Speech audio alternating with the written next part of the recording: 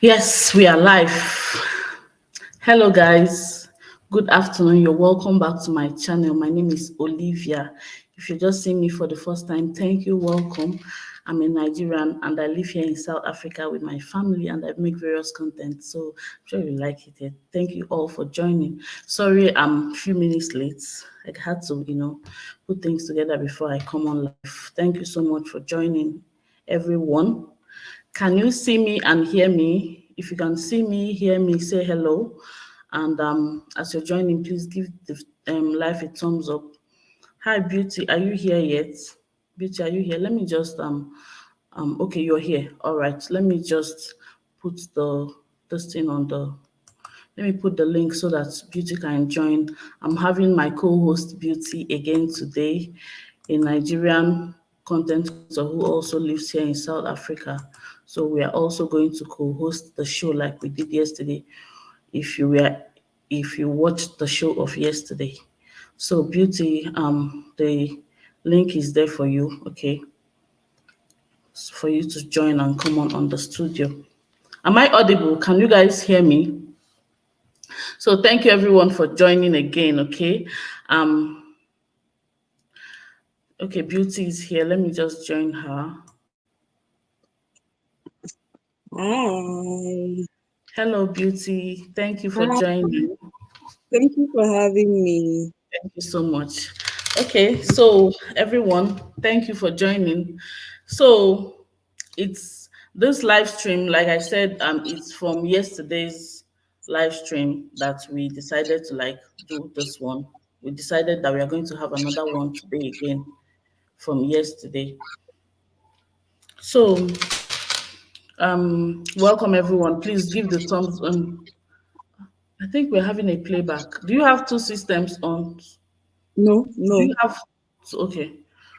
Um, thank you everyone for joining us. So joining, please give us a thumbs up, okay? Share the live stream if you can, and subscribe if you're not yet subscribed.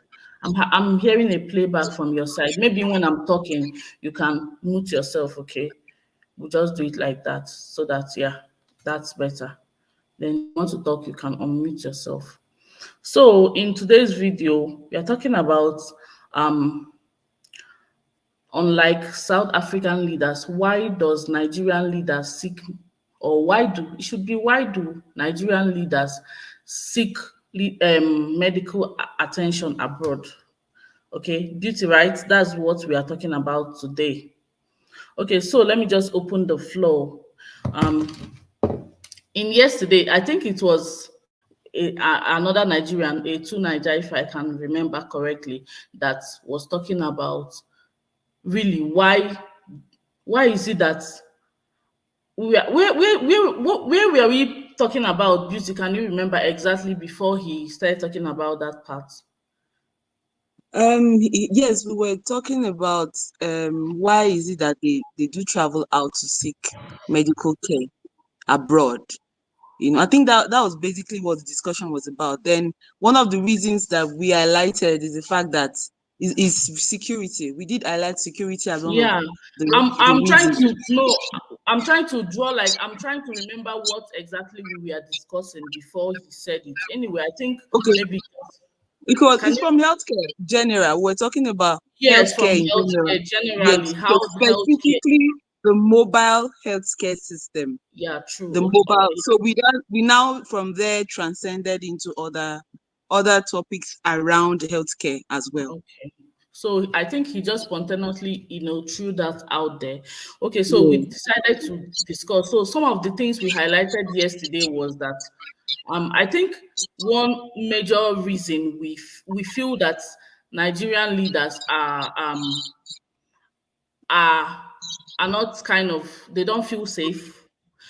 I Yes. think okay. So let's just start by saying that here in South Africa, you and I have been living here for a long time, and I also mentioned yesterday that the great President Nelson Mandela, of blessed memories, he was by the time he was aging And I think he was in the hospital a couple of times. I just want to, you guys should not be angry. I just want to use him as an instance.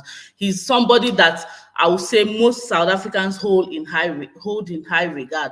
You understand? Yes. So he was not. I think either due to old age or something. I'm not sure, but he was in the hospital a couple of times. And yet he was in South African hospital, right? We remember, I think he was in Joburg or Pretoria or Cape Town, one of those hospitals. Hi, Liso, thank you for joining. So thank you everyone for joining. So I think he was in one of the hospitals. I can't remember if it was in Gauteng or Cape Town, but he was off and on the hospital a couple of times before he finally passed. And he passed in here in this country, in South Africa. He died in the military one. Okay, okay. Is that place in Pretoria or Joburg? Thank you, MP. Military one hospital. I think I don't know where it is. It should be in Gauteng. But yeah, he passed here in this country in one of the hospitals. Obviously, most hospitals I keep saying in South Africa are good. Okay, so he passed there. But we can we can remember. Can you remember how many head of states that have died? That have passed. Let's use past. That have passed in Pretoria. Okay, so the military one hospital is in Pretoria, military base. Oh, okay. Even the military base hospital, military base one in Pretoria. Okay, so it's in Pretoria. We can count how many Nigerian leaders that have passed, even the ones that are still in power. I remember somebody even passed recently. Beauty, was that a senator, right? He was a senator. I don't know if Yes, he went. ye- yes, a senator. A He senator, but I was a think he senator. was on holiday. I don't know He if was he was. He did appear he went on holiday because he has his family in the UK. But circumstances surrounding his death is something let's not use known to the past. public. You know how Yeah. this Okay. platform. Yeah. Yeah. Yeah, So or I or circumstances surrounding his passing is what I'm yeah, not. I'm not sure clear it was about previewed to the audience, to like the public. So we it. don't They've know, not but he actually did pass abroad. Yes. abroad. Okay, I remember one head of state, President Yaradua. At least that one I know. The one that was Musa Yaradua. Yeah. Yeah. yes, Musa Yaradua. he passed abroad. Musa He was Yaradua. Stella Obasanjo. Stella Yeah. Obasanjo. Yeah, we'll take them one after the other. I remember this one was a sitting head of state. President Yaradua, right, in Nigeria. I don't know what, of course, we all know that sickness is a natural, most times can, due to aging or whatever, people can fall sick, which we are not faulting anybody for falling sick. But the point is that whenever they fall sick, they always go abroad. So President Yaradua, we knew he was not doing well. I think I don't know. They told the public, but maybe we don't know exactly what he had or whatever. But he was always going to, was it the UK or US or which, all these abroad they all go to all countries, both the UK, US, Germany, Switzerland, Russia, even South Africa, all of them. So one head of state that we can remember that passed was President Yaradua. Okay, he was not doing well in Nigeria, and he was flown abroad. He was in and out, and then he passed on. Let's read what they have to say. He was in military hospital. That is a public hospital.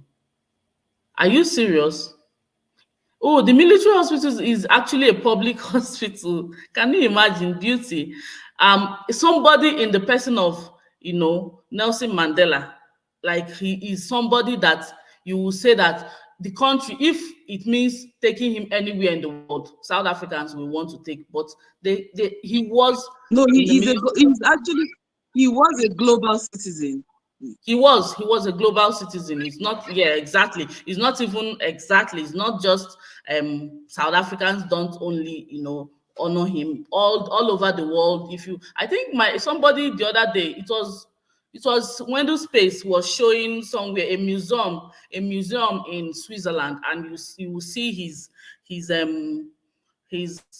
they crafted President Nelson Mandela. I was like, are you serious? In Switzerland? there was a place where they were talking about African leaders, and he was he was a person that was there. So President Nelson Mandela was somebody you would say, okay, South Africans will say, oh no, he won't be in the he won't be in the public hospital, but he was actually in the public hospital. He was in the public hospital. Tinubu currently in the UK for a vacation.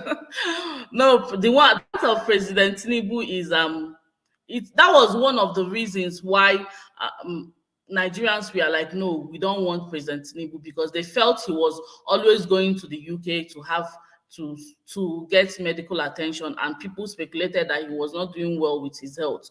We don't know, but he seems to be doing well, but he always goes to get his medical. All of them, President Tinubu, all of them, President Tinubu, at a point, Tinubu is especially in France. Tinubu if goes to France like no man's business. he goes to France. Even President what's the name of our past the one that just stepped down? What's his name again? Buhari, Buhari. Buhari, Ehen. Muhammad Buhari. Please, guys, give the live stream a thumbs up so that it can be visible to others, for others to see. Please just give a thumbs up. Okay, thank you. I appreciate. So President Buhari, I think at some point for 6 months he was not in Nigeria, or even more. Due to probably health issues, Yes, and six he was months. Yes, yes. he was not in Nigeria for up to 6 months. He was in different countries of the world. He will go to the UK, he will go to France, he will go to all the whole countries. At a point, the wife was not even living in Nigeria. Do you know that at a point, the first lady was not living in Nigeria? She was living in Dubai at the time. She was living in Dubai at some point. I think Beauty is frozen. Muzi said President Tinubu currently is in the UK for a vacation. Tinubu is always on a vacation. No. MP, you're not. He's always on a vacation. Honestly, I think you got frozen for a bit. Somebody said President Tinubu is always on a vacation. Beauty, what do you say about that? Do you think he's always on a vacation? I think you're freezing, Ish. Shem, you're freezing. Your network is giving issues today, Beauty. I think in Nigeria there's what they call vacation allowance. Can you imagine? It's Me, Oli. the politics of Nigeria is always very, very disheartening to talk about, honestly. And when you talk about it, it will seem as if you're talking negatively about your country. We as a country, we are not doing well, generally, but our leaders are always on a vacation. There's this one they call what allowance? Vacation allowance. They give the president. Of course, the president should have an allowance for that vacation, and the senators and all that, and the House of Rep members, all of them, they always, have allowance to go on vacation. Fine and good, but I think they should prioritize the the country more. Guys, it's only Nigeria that have an annual leave for presidents, because I've never had such anywhere in the Network is world. bad. Okay, so in here in South Africa, is there no annual leave for the president? Oh, Lisa said that it's only Nigeria that has an annual leave for the president.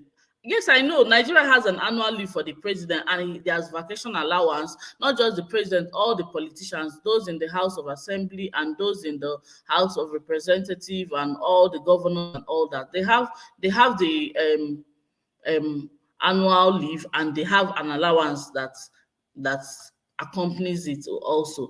MP says, did you know all Zimbabwean presidents passed outside Zimbabwe? Oh my God, are you for real? So this thing is not actually just a Nigerian thing. Beauty is like your this thing is hanging kind of. You can just exit and come back again if your network is giving problems. Okay, so it's not actually only a Nigerian thing. I thought it was just a Nigerian thing. So apparently Nigerians and Zimbabweans are twinning in this. Hi everyone. Hi to Zamile. Hi African Queen. Thank you for joining. Thank you guys for joining. Please give the live a thumbs up as you're joining. Okay. MP said no SA, no SA doesn't have leave for president. There is nothing like that. Are you serious? Wow, that's I've not heard. Okay, I was thinking, okay, it's a normal thing. Of course, they are, they are the first class citizens of the country. They should be entitled, but I think they should be entitled to leave, because they are also serving this thing. But the one I don't, I will say I find weird is always traveling out of the country, and you're supposed to be a president of your country, then you're always out of that country. If you're always out of the country, who would then be in charge? So Zamile said in SA military in South Africa, military have their hospitals, military one in Pretoria, military two in Cape Town, military three in Durban, and all runs by military head of service. Oh, okay. Those are the military hospitals. Oh, that's interesting. One is in Cape Town, one is in Pretoria, and one is in Durban. African Queen said, at least so there is no annual leave for president since the government offices closes in December. Is that the reason? But other employees also close in December, and then everyone is entitled to an annual leave, isn't it, African Queen? So is the president not supposed to be entitled? Anyway, I'm just thinking aloud. Malawi president, yes, passed in South African hospital. Oh, recently. When was that, African Queen? I think there's also, I'm not, in tune with all this, but I know that most African presidents and head of states and all those people in politics, they are usually out of the country seeking for medical attention. So the points we are discussing today is, why is it that okay, let me add Beauty. She's back again. I My think internet was acting up a bit. all right, sorry about that. So I think the one reason I will say, we had some things to say. One reason I will say that is the reason why these presidents actually run out, and they don't feel safe. One, when you're not treating the people right, because when you're in the hospital, it's not your family members that will come and take care of you. It's the hospital staff, and you're not going to. As much as I know, you may have your presidential what's called medical team that cares for the president. President is a big person, or those politicians. You may have your medical, but there are some expertise that you may have a unique situation where you need to call other kind of experts. They're going to handle you. So I feel they don't feel safe enough. One, they don't feel safe enough with even the nurses around, because of course it will be the medical hospital nurses. Now they're not going to import your own nurses. So I feel it's a situation of safety. For some reason, I feel that if you why would you not be safe if you feel as though you're doing everything well for the country and for the people? If you know you're doing everything for the people, you should feel safe enough. Do you understand? That's my own thinking. I'm not, allegedly. I don't know. They say we should always say allegedly. So that's what allegedly. So that's what I think. If you are doing the right thing by your people, you should feel safe enough to be able to allow them take care of you in your home country. Because I mean, the second reason is they feel that maybe the hospitals are under equipped enough for them. I know that, of course, the first world is first world, and Africa is still, some countries are third world countries in Africa. It's only in Africa that you actually see third world countries, right? Other countries like South Africa are developing economies. So in let me say, for Nigeria particularly, that I know, I feel the main reason, another reason is that they don't equip the hospitals enough. Like now, somebody is saying that the military hospital, which is a public hospital, that was where President Nelson Mandela, spent his last days, and that was where he passed. Do you understand? So that means the military hospital was equipped enough to handle the person of the president at the time. You get, it was equipped enough, it had enough staff, it had whatever, concerns, medical concerns, they were good enough to handle his case. So It you said can that, imagine. sorry to Yeah. interject, he was airlifted from his house in Alton. He was airlifted from his house in Alton to the hospital. Okay. So when it comes to like medical attention, like swift attention to medical to emergencies, they do have the equipment, to respond swiftly to medical emergencies. Yeah. In Nigeria, can't we have those air ambulances? We can afford I it. want, How many presidential jets do we have? The I ones want that to believe. Chinese are compounding every day. Chinese I government are compounding our presidential jets due to the fact that we are owing. So I, I want to believe we can, because obviously the Nigerian Air Force, we have like the Air Force yes, aircraft. Yeah, so they should be able to, but it still boils down to the fact that they don't have faith in their own country. And so because you lack faith in your country, you'd rather go elsewhere. You feel you always get better services outside your country. And I feel like that's where, because I mean, kidney transplants are done in Nigeria. Do you exactly. get? So man, so if kidney transplants are done there, brain surgeries are done. I mean, what other expertise are you Open looking heart for? surgeries are done there. Yeah. So what other expertise are you looking for? As much as the hospitals that do that, I will say that they are not a lot compared to a country like South Africa. I know that most good hospitals can do those procedures here in South Africa, but at least the point is that they are not pumping in enough money. Do you understand, into the medical But sector? South Africa also has like the specialist hospitals. So not every condition can be treated, even in not all teaching hospitals. There It's are true. certain teaching hospitals, Like the there are Pretoria certain, Urology Hospital. yes, I know my yes. So husband has yeah, been there. A yeah. lot of I know some people that have been there. There's this oncology hospital I was passing the other day. There was an oncology special center in Johannesburg. There's Mm, also those places. I'm sure there will be renal centers also. Those are the yes. So they do have health. specialist hospital as well. We have specialist hospital. I think it's just the fact that they have no faith in the country, even as the leaders of the country. And that's where the bulk of the problem comes from, you know. I mean, if you have no faith in a system, I mean, everything crashes basically. Exactly. Apart from the fact that they don't have faith in the system, um, they feel as though they are not doing justice enough to the people. Do you understand? One, Yeah. the first, it's insecurity that is their main problem. The first Yes, problem yes, is yes, insecurity. They don't even yes. feel secure that, oh, a Nigerian nurse can be able to take care of me in the person of president, whoever, whatever president you are. I think the thing is they feel their medical team will get compromised. Do you get? Because they feel they always have enemies. They feel they have people after them. That's the bottom line. So they feel their medical team will get compromised. Because they have. Because when you're not doing right by the people will not be happy with you as much as you say you're the president. Yeah. If somebody like like now, if you have a parent that passed on, and the government was paying your parents pension, and your parents passed on, and you see the president, how will you be happy treating him? I'm Mhm. just saying, all Yes, those small things that you feel is nothing. yes.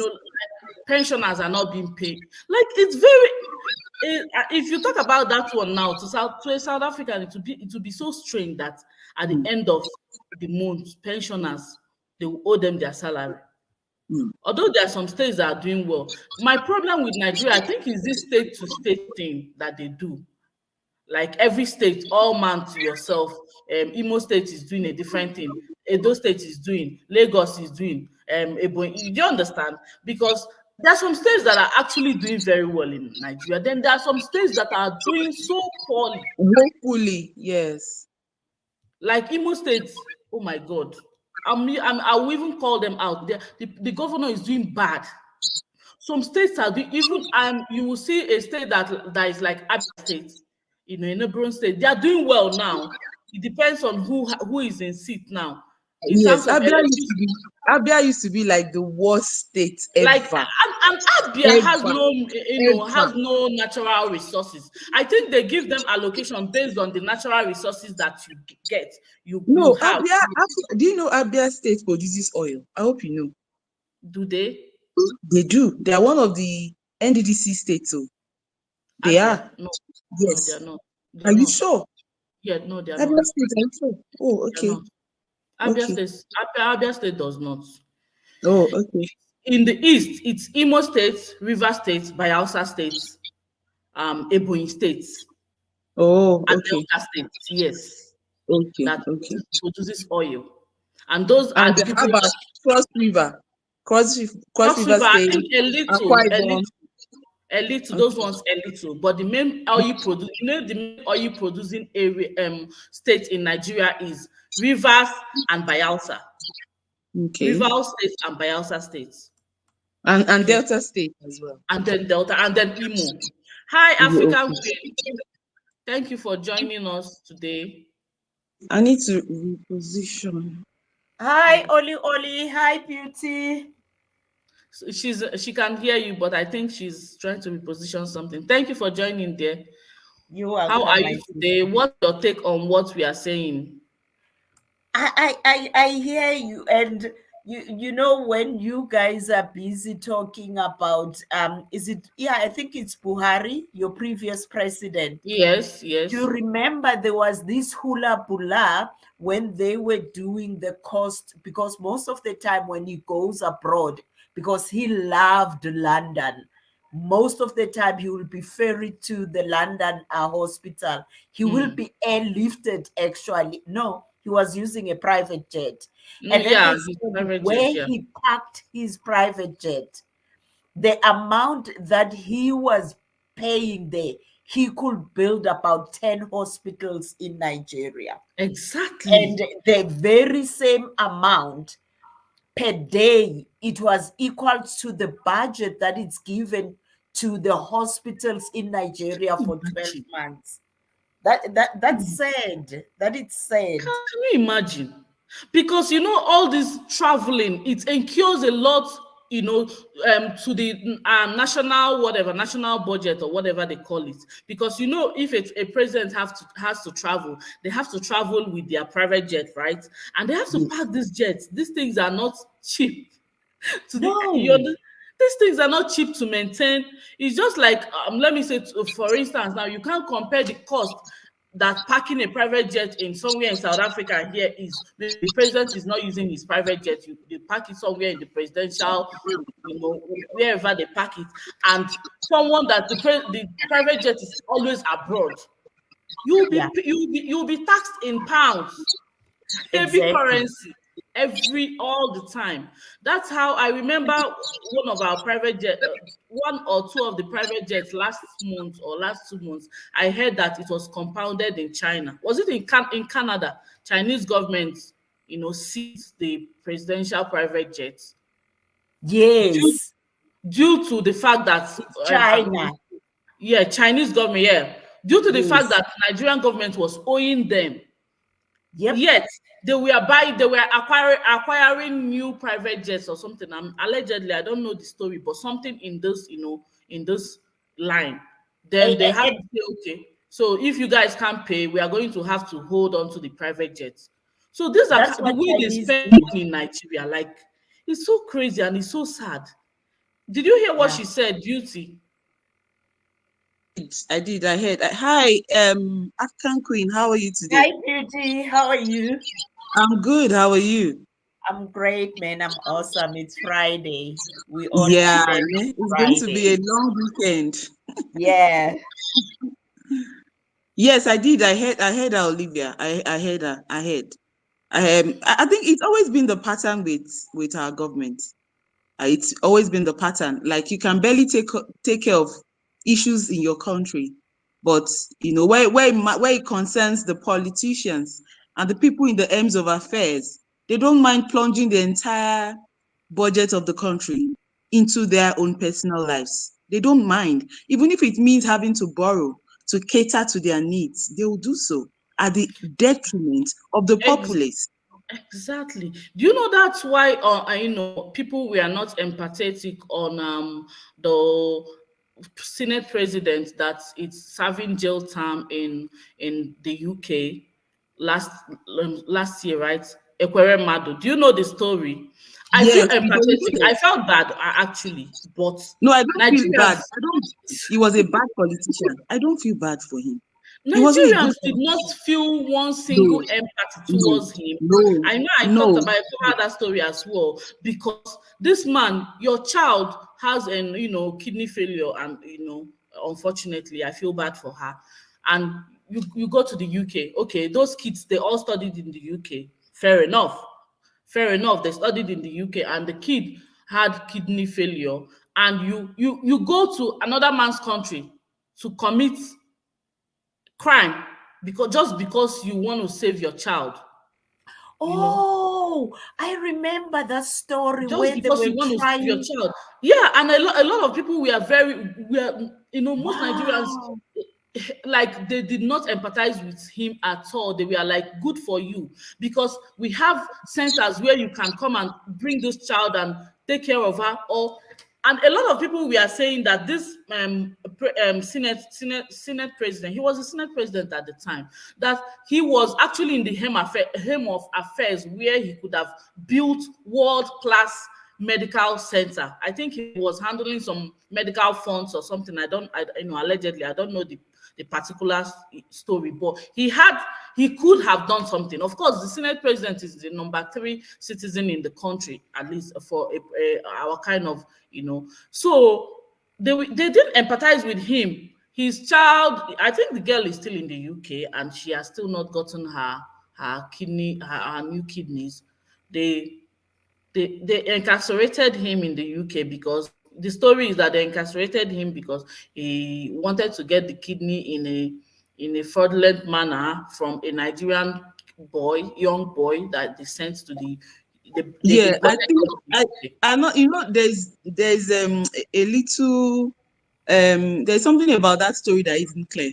From how the story was said, I want to believe the boy was aware and agreed Of as course, the long as boy they was were going aware. to, yeah, as long No, as they were Gigi, taking. according to my understanding, they said to the boy, they are gonna, it's like thank him by sending him to, there's a lot of things that it's monetary that was promised to the boy. Yes. I Yeah, remember that's the what I'm story saying. Yeah, vividly. that's what I'm saying, African Queen. He had Okay, knowledge of what he was going to do, but there was some rewards he was going to get, obviously. But then the yeah. procedure that he followed was wrong. And that's why he was being held accountable. As long as the law is concerned, that was wrong.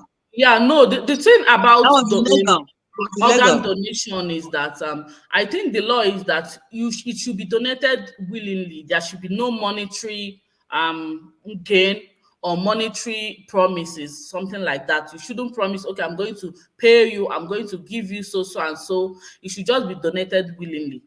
You get? I think that was where, and that if you promise somebody to take their organs to pay them, then it becomes slave. It's called slavery, right? Modern day slavery. The Yes, that trafficking, was yes, yeah, trafficking. no, he was charged of modern day slavery. So, because of course there was slavery in the past, and now there's this kind of slavery that is now what they call modern day slavery. Anything of if you're in a position of power and you see somebody that, especially if you're in a position of power and you see somebody that is less privileged, because you won't tell me that if the guy was not less privileged that he will agree to that. He wouldn't agree to that. I feel that one, the guy was they picked an underprivileged kid that was not well informed of what he was supposed to do. He didn't understand the nitty-gritty of taking one of your kidneys. He doesn't know that. And then, of course, he came, and a lot of people were like, "Are you going to give them your kidney? Go and report them." So I Yeah, know I that he think it was did. the doctor. It was the doctor that was supposed to examine him to see if his kidney could match.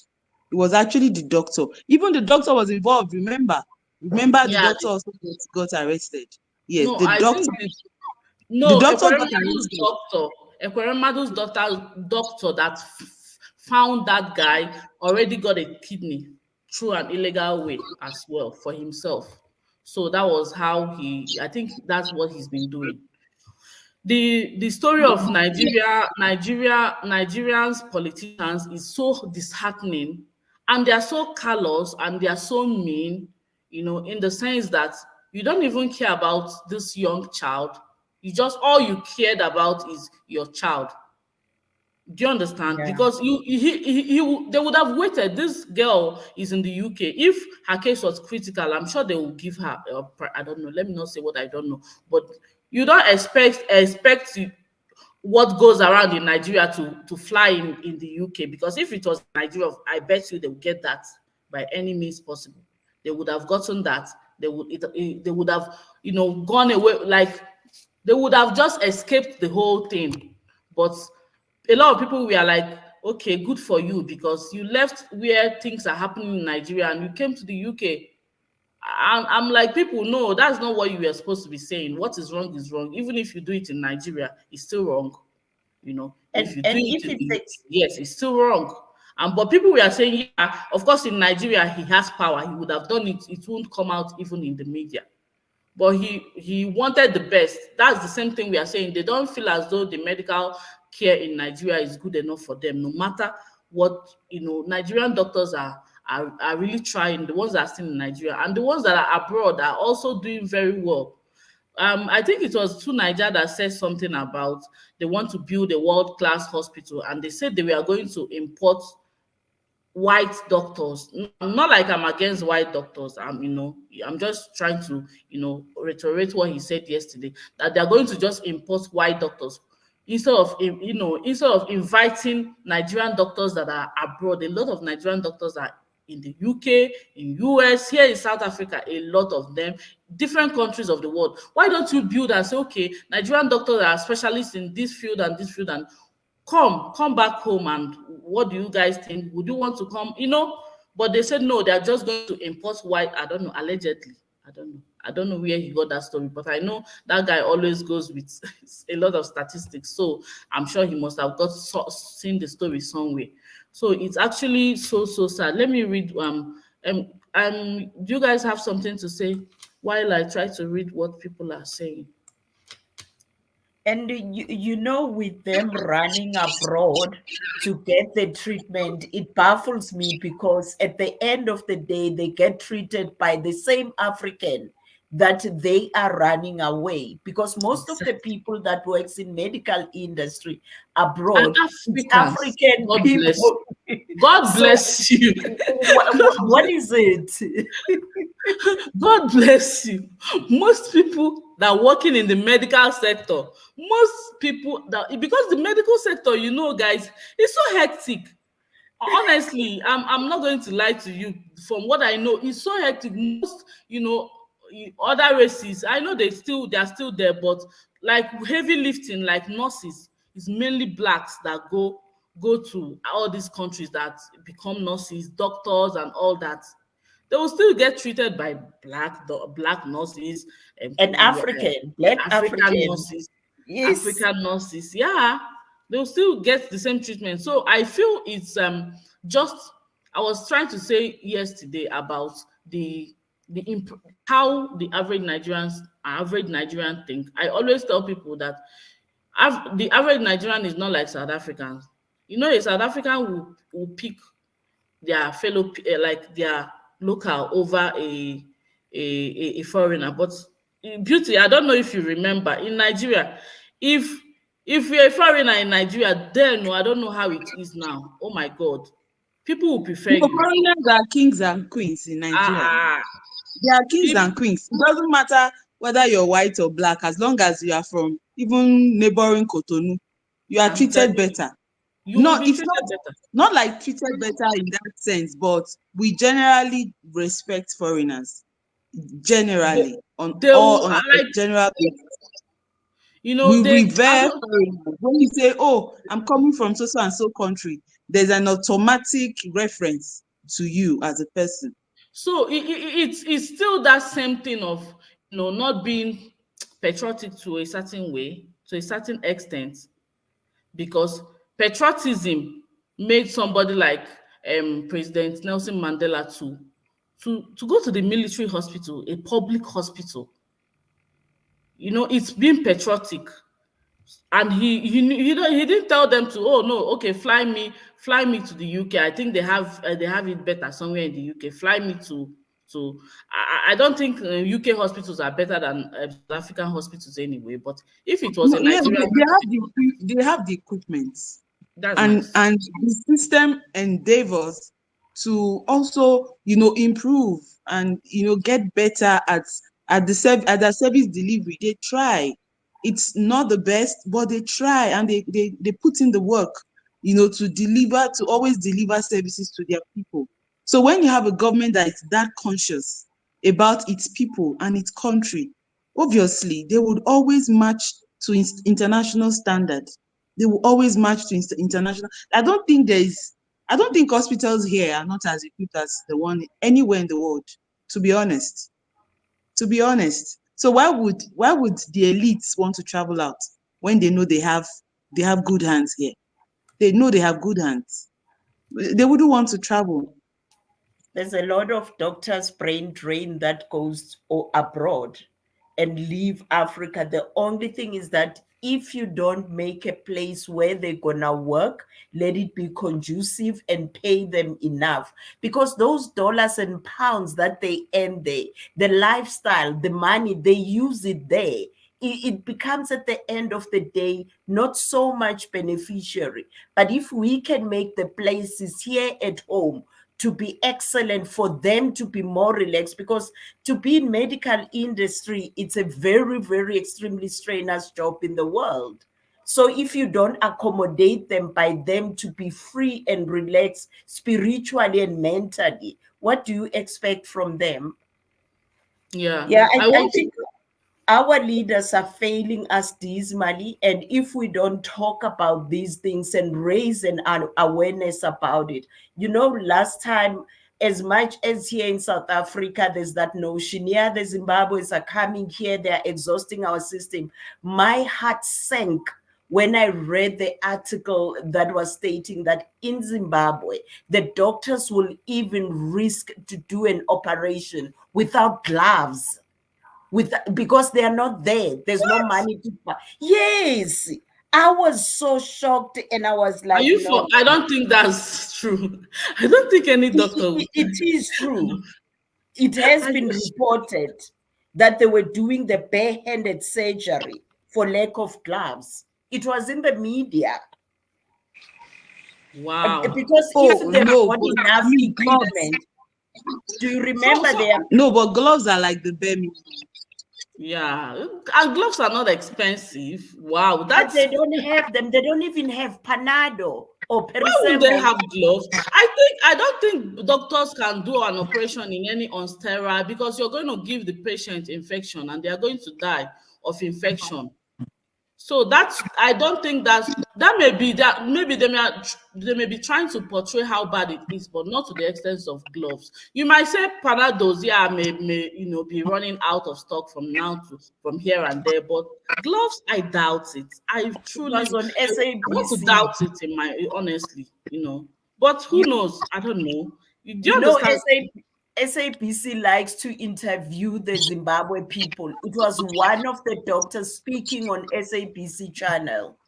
Wow, I'm Oh sure he wow. was exaggerating, but wow, well, most times they run out of gloves, then they won't carry this surgery. But I know what gloves is for, for even delivering a baby, you can't deliver on bare hands. Not to talk of Yes, wow, because that the must baby be is I don't fragile. think we have gotten to that. We'll never get to that in Nigeria. No. Okay, somebody MPR said when you haven't trained your population and you know their education is not on par with other countries, then you wouldn't want to put your life in their hands. Nigerians know that they don't have the resources. MP, I want to tell you that honestly, Nigerian education, especially for healthcare, it's on par with everywhere in the world. That's why Nigerian doctors go out, they thrive anywhere in the world. Even other discipline, you can say that okay, the some infrastructures are not there, but when it comes to the education, they can push you more. more than even other places in the world. Here And in South, also, what does MP mean by Nigerians know they don't have the resources? Can you expatiate if you are still on the no, what line? he's trying to, You he's just trying expatiate to on resources. generalize in the sense, these sections are to teach people. If a Nigerian doctor was not trained properly, he can't practice in the US with a Nigerian But so when you qualification, say and he resources, can't are you practice in talking South about Africa. My manpower? husband is my husband is he graduated from medical school and he came here.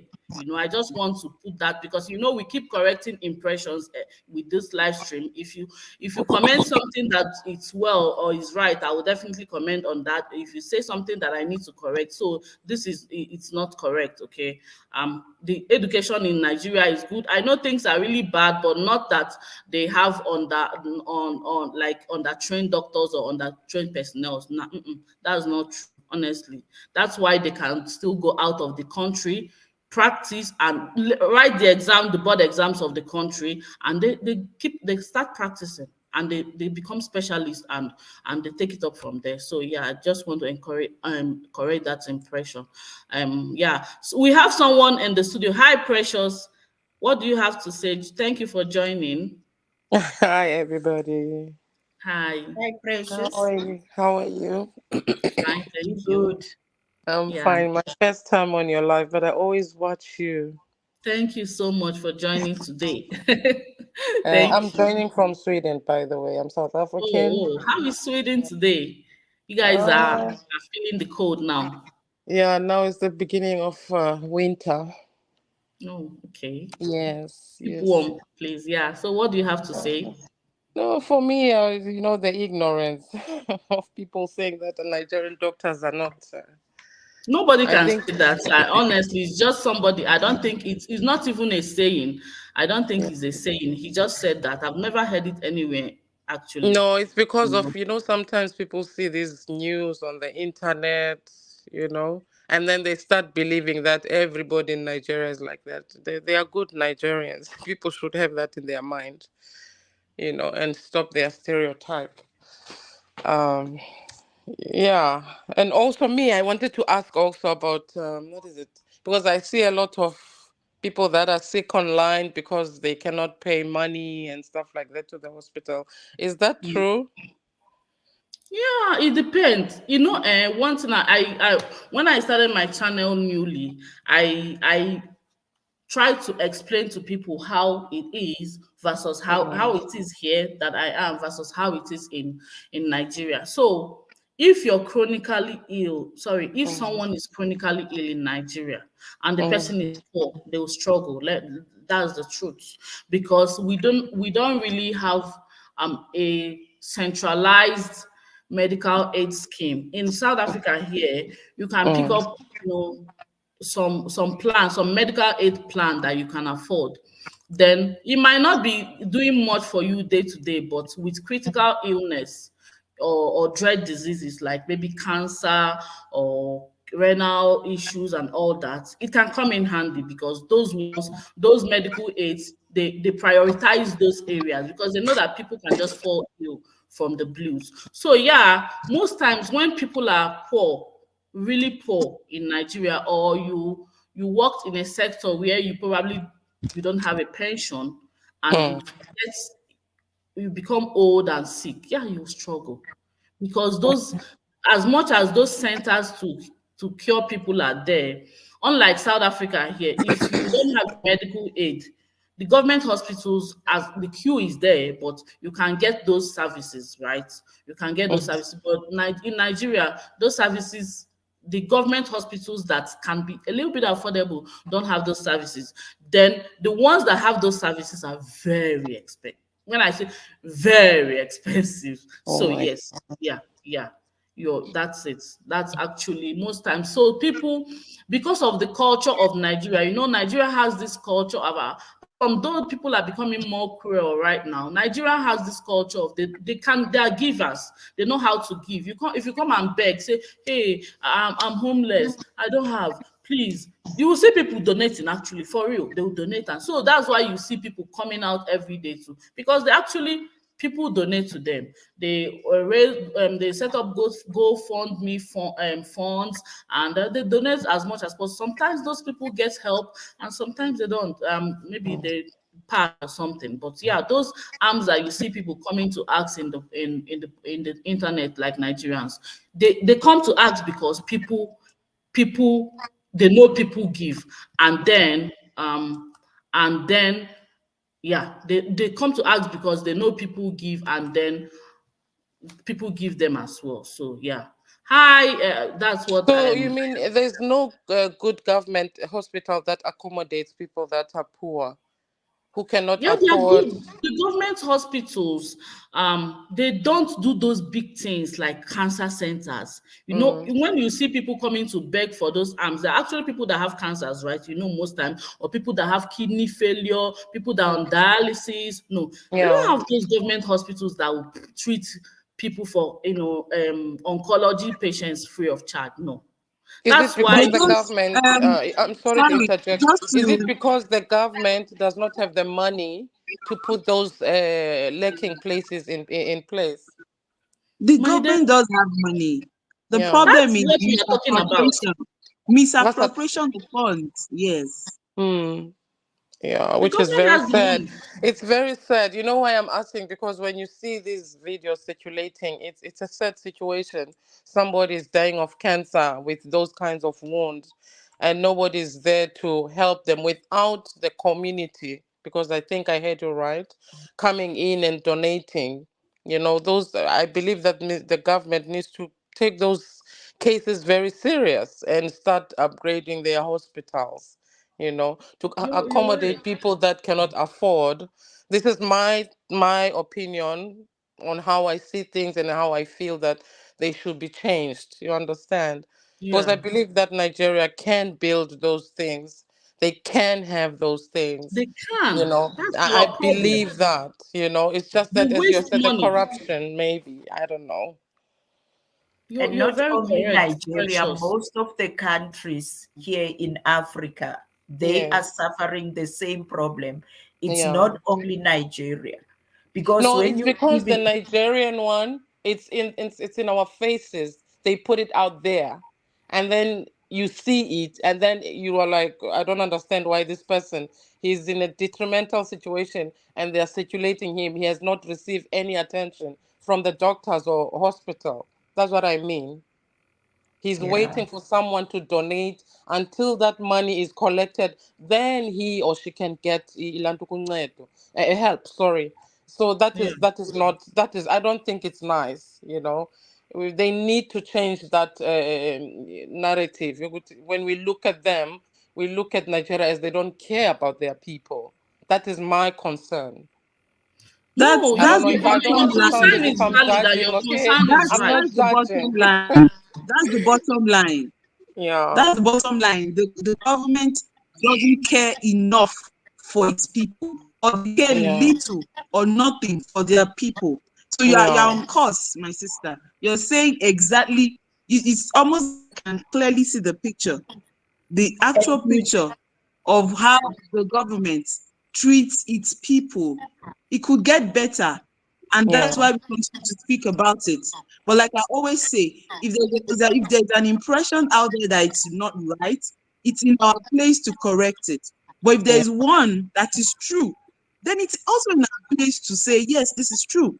Because at the Mm. end of the day, what we're trying to achieve is to be able to hold the government and people in power Accounting. Mm. accountable. Yes. Yes. Mm. I Yeah, think that if was my the nation, concern. You know, that's why I came in. I was like, I've been seeing this for years, and it's bothering me. You know, people are showing your wounds out there, and nobody's moved. Do you want to tell me that no government is seeing this video and quickly jump into the case? You know, that was my concern actually, because these people are humans. You know, nobody Yeah, likes to be out there and flaunting their pain. It's not fair. You know, in it's not some fair. cases, Precious, sorry to interject. I want to say that in some cases, if it's so much in the eyes of the government, like maybe say they are past celebrities, or let me say, most times, once in a while, the government can step in. Maybe the government of their states, or maybe a wealthy person, or some wealthy people normally step in. Mm, mm. Once in a while, if it's somebody influential, let me say someone from Nollywood, or somebody, an old person that used to be a musician. I'm just randomly Yeah. saying. So they can't step in, but the government, like you're saying, can actually do better. They can do better. Exactly. That's the essence of what we are talking about, because they have those resources. We Mm. have the manpower, we have the resources. And please, I just want to say, you guys should please give us a thumbs up, okay? We just have 12 thumbs up, please, okay? And the funny thing, they they themselves, you mentioned it here, they run to Europe. That's the funny thing. If they want to get a medical attention, they go to Europe. What You about know, the that's citizens? why, It's so painful. because they feel they have an alternative. They don't want to make home better. That's why most of them passed during COVID, and people were happy. I wasn't happy. I saw But those things. They were happy. I wasn't happy. I'm not Nigerians happy can for be anybody to very, pass. very brutal. I'm not No, happy. but I echo you, Olivia, because during COVID, there was no president, there was no MP.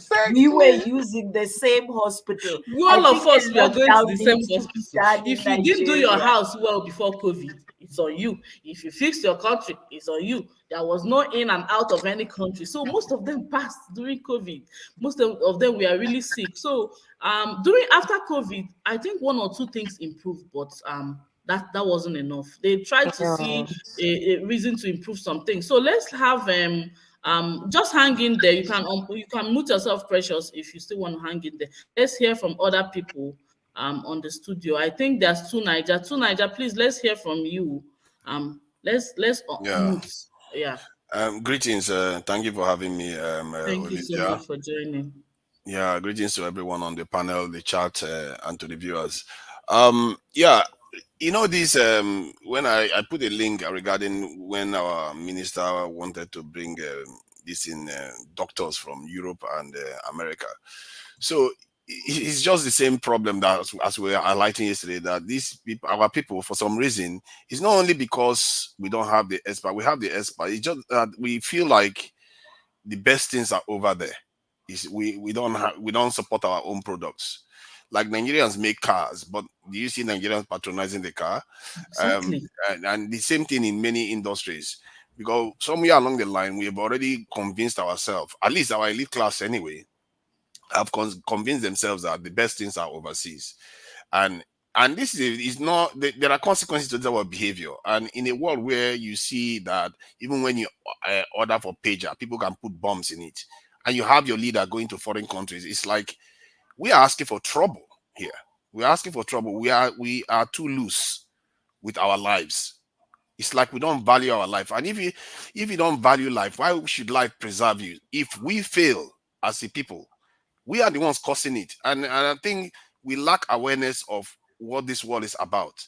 It's always about competition all the time. And these people will just come and they'll just jump on plane and go to foreign countries, and the people will just be looking at them. What did you you think they will govern for you? They will not govern for you. Those people that are saving their lives are the ones that are going to govern for. And this is the problem we've been facing for a very long time. I mean, if you look at even from independence, when people like say, no, we're doing very well before, I said, we were never doing well. We just didn't know it. It's becoming clearer now because things are a little bit harder. We never took the measures like other nations did to free themselves completely and becoming self-determined, where you can determine your own fate. We never really did it. Most African countries have not done it. I don't even know how many have done it. The only countries that you can say that have emphatically done it are the North African nations. At least, even if they are not very like advanced as this is the most Western nations, they are self-determined. You can't mess with them. You can't go to Egypt and tell them what to do, or Algeria, or Egypt, this in or Morocco. You can't do that. But Nigeria, you see our politicians jumping on planes, begging. If you see them overseas, you when you look at them, I'm like, these guys, they are behaving like houseboys. When you are in the UK, you are used to British people and you see their politicians all the time, and sometimes even when you get involved in the politics of the UK, you start seeing them as normal human beings. But if you see Nigerian leaders coming before them, acting like houseboys, you feel embarrassed. Then you suddenly start realizing how useless so many of our leaders are. They come to the West here, they don't exert any form of authority. They don't have any form of authority. They come here to take permission to do stuff. How, sorry to say, how would they exert any authority when they always will run back to the West to borrow money? Don't you know that you have to be loyal to people Exactly, to you're borrow borrowing money money. from? Money you don't need though. Yeah, and you know we don't need most of all this money we borrow because we have the population. We don't tap in. You see, the thing there's something that I don't know whether it's our greatest sin. Our great For me, if you look at some of the mistakes we've made as a civilization as a whole, the way we value life is very, very different. And I think that is a big problem on us because for me, life is the most advanced creation we've seen in the entire universe, human beings. But the way we treat life, that's why we sold human beings in such droves. The way we treat life percolates through everything we do. It's like we don't value it. That's why we It's take ourselves, selfishness. yeah, we take ourselves and put it on the table of foreigners. Do No, you I see think it's foreigners putting their selfishness. If you're not selfish and you're selfless as a leader, you know that you're there to serve. You're there to make things that are not working work. If you know your place as a leader, then you do better. But if you feel as though your position as a leader is to just enriching yourself and your bloodline, then that's where it's that's where the problem is, because most African leaders, especially Nigerian leaders, don't know what a true leader is supposed to be. A true leader is supposed to be a servant to the people, not a lord. They see exactly. themselves as lord. They want to, lord over the whole country. They want to be. That's why they want to they suppress people, so that people will be in poverty. They won't be able to make a headway.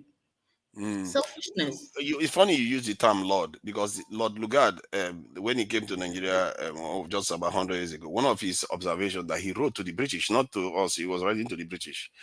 The way he describes us is that we tend to lack foresight.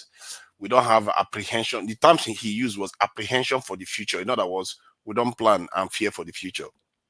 And then finally, he said, "We love the idea of leadership, but we lack the knowledge of his responsibility." That is something he wrote over 100 years ago. That is what he observes amongst our leaders. I don't know whether maybe because they defeated the great ones and the ones he left behind are the ones that are like that. I don't know. But you can see from the way we have behaved and through time, the way we sold people into slavery, the way we fought ourselves instead of focusing on the outsiders, we don't seem to value our own people's lives enough, and including our presidents. We don't even because we allow our president to go overseas, expose themselves to such dangers, and we don't see it. We don't know how to sense threats. It's some crazy stuff. How is it that in a world where people can buy a pager and a bomb is inside it, and you still think it's a good idea for leaders to be going over? What if they put the bomb in your head? How do you know? What if they blackmail them? How would you know? That's why when what happened last year with Senator Madu happened, as much as people feel as though, because the UK system, they're not really harsh in their laws like that, but people felt as though they were so harsh on them. How many years they gave. If you study the UK, how they persecute, they don't give that much years for such crime. But Nigerians were happy. They were happy. They don't care because they feel as though, you went and exposed yourself to whatever. You went and whatever, what you see is what you get. Because if you didn't go I to the don't blame UK, them now. They are yeah, frustrated. They are frustrated that they've seen that these same leaders that have the opportunity to build hospitals in Nigeria go overseas for treatment. The mood level, like I just heard that Nigerian government went and borrowed 1.76 or so billion from IMF again. That money is more than enough to build a ultra world class hospital in Nigeria. But what are they going to do with it? They're just going to spread it around. Before you know it, nothing. It just fizzles into nothing. they'll They, share it. they basically stand our people down. These people, they are designed, their job is there in Nigeria right now. Most of our African leaders, to be fair, they are there to stand our people down. They are not there to enable our people to develop and become fully sovereign. because everything they do is to keep us just functional enough not to collapse, but definitely not to develop. Is the pattern has remained the same. Because how, Exactly. how can you have 1.7 billion and you still say your leaders will be traveling overseas for treatment? They get all this money all the time and they refuse to do it. Every time they keep running overseas for treatment, you can even dedicate that 1.6 billion for the next 10 years to supply that ultra world class hospital that you have with specialists that will be coming. You'll be paying them and they will be making money. You can do that, but they won't do it. They won't, because that is not their charge. That is not their purpose. I'm telling you, if Tinubu can highlight it during the election that if he tries to fix the Nigerian security problem, that he'll be killed. A president to be is telling you that kind of stuff. That should tell Was you that what what is he going on. said? Yeah, that's what he said. Now Niger too said it. Now somebody that was his own confidant that was working with him in the presidential campaign before she departed the this thing, she revealed this stuff. She said this is what the president did. This man is not going to help Nigeria at all. And guess what? She's been proven correct. He's not fixing the security. He sabotaged the economy. Everything that he's been doing. And where is he gone now again? Oh, he's gone overseas to go and see some of his partners or bosses again. Hi. This is what we are dealing with. And our people, until our eyes open to it, we can't. Our people have to start understanding this. If they understand this, they can stop it. They don't just understand it yet until they start seeing that, okay, because they don't like their leaders going overseas. All of them don't, but they don't understand the magnitude of threat it represents and the what it actually represents, that these people are going there seeking advice from other people and instructions from other people actually to rule their lives in such a way that they will never progress. They will be in bondage. We will remain in bondage forever if these people Hey, carry on like no. this. Because there's nothing, you as an individual, there's nothing you can do individually to transform the nation when you have somebody at the top that can just change your currency value, and when they change your currency value, you are in hell again. You can't win until you change that top. If you don't change the mindset that is at the top, you can't win the struggle. If you want to build a business in Nigeria today, and let's say you try to found a business in Nigeria 2 to 3 years ago, and Tinubu came into office and removed fuel subsidy and floated the Nigerian currency and sparked an inflation and that is about 30 something percent. What chance have you got as a business? You will fold. Nigerian businesses are making, these people come in and they sabotage the economy and they pretend as if they are trying to help it. It's so obvious. Like when I was telling our people, I was like, this guy is just sabotaging the economy, and people didn't see it until now. Even his own supporters on TBC News and all of them are now saying it now that flotation of the currency was a sabotage. It wasn't. It didn't help the economy at all. Till now, it's still like that. So what I've seen in Nigeria for the last 2 years, as observing them, from healthcare to economy, security, our leaders, they are not there to serve you. I'm afraid. Until Hi. we as the people, and maybe it's also, it's not only them, it's not, maybe it's us too. Because Yeah, because when we go I there, we feel do the as though, same thing. yes. Let me buttress your point by saying that the average Nigerian mindset or African, they now have. I think it was African Queen. Yes, bro. Ola, thank you for joining back again. Sorry, I wanted to just tell you to come in. Yeah.